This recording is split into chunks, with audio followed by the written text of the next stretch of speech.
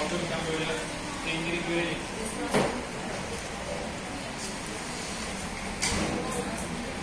Evet.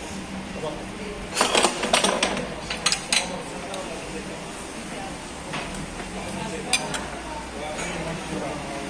Bir daha yap, fotoğraf çekelim.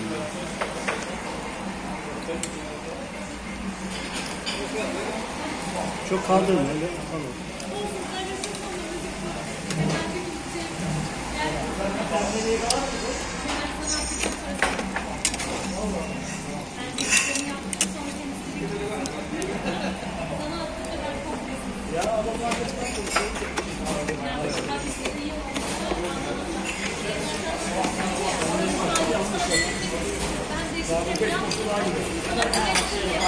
Ama sonra videoyu ben sileceğim.